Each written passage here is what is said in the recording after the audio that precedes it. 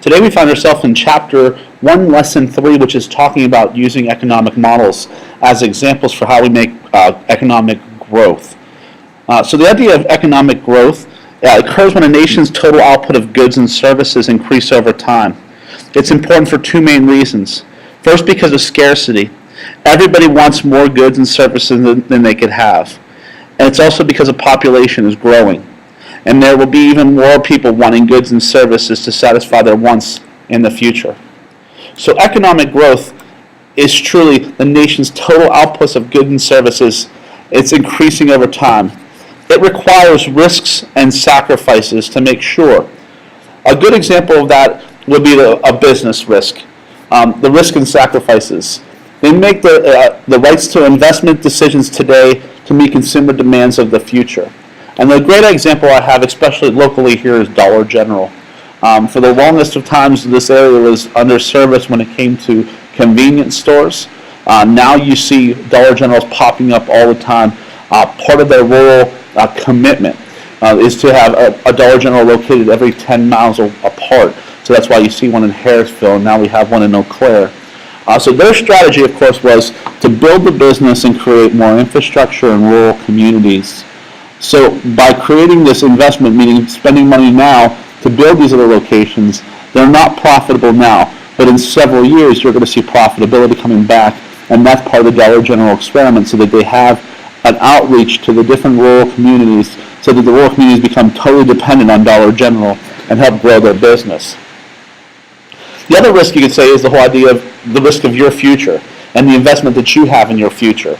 There is a nice chart that you can look at on page 23 that talks about education and the amount of pay that you're going to pay now for an education versus the amount of money you're going to have in the future.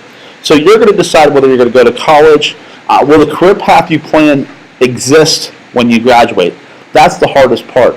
Statistics are saying in a 4-year degree, typically what happens in the first 2 years of learning is outdated by the 3rd and 4th year. So what type of services are out there that could provide you the education that you need, that's going to make sure that you're going to be marketable once you graduate in that idea? So in talking about this economic growth, we have to look back from last chapter when we talked about the production's possibility curve or the production possibilities frontier. And this whole idea was explained in the last section, but just to kind of explain a little bit further. If, for instance, we have a market for cars and clothing, and we have our PPC or PPF here, if we expand our economy in certain ways, you're going to see economic growth, which is going to lead to an outward movement of the model. You can see the arrows coming out here to create the new PPC or PPF line that you're going to have there. Well, how does that happen? It's really due to the increase of productivity, which is important when we look at society. We're constantly growing. We need to come up with new ways to make every aspect of our economy grow. The one thing that we look at is the whole idea of human capital.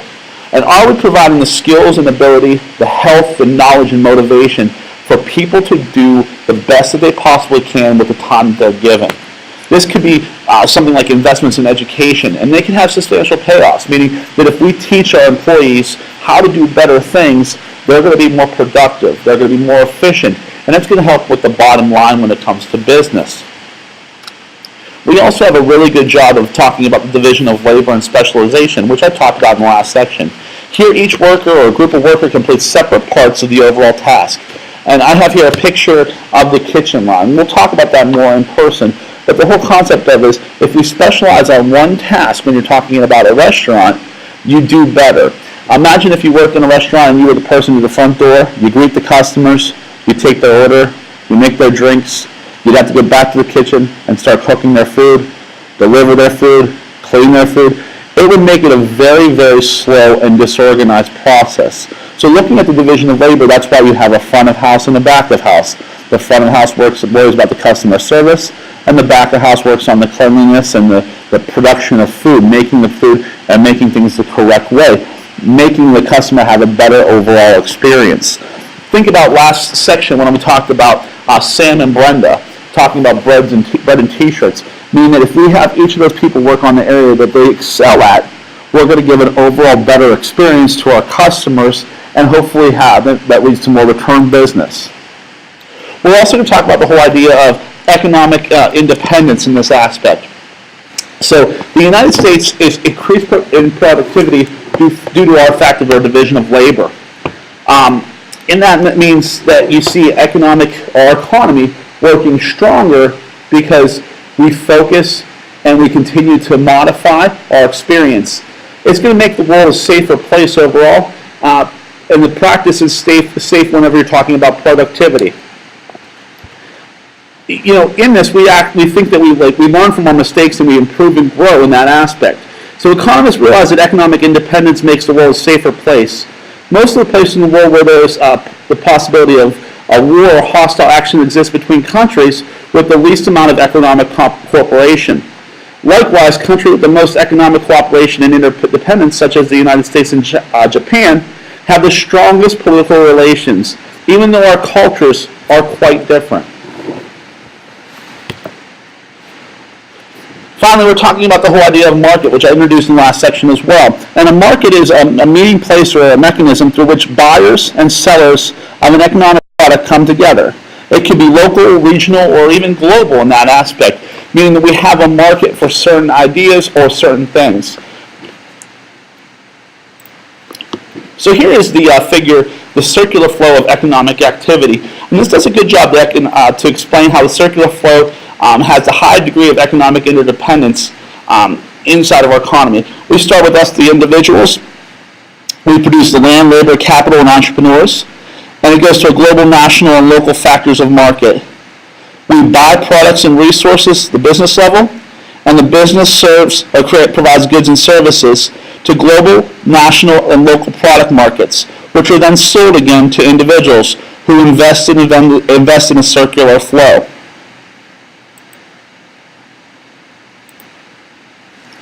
In this diagram, the factors of production and the products are made from the flow in one direction.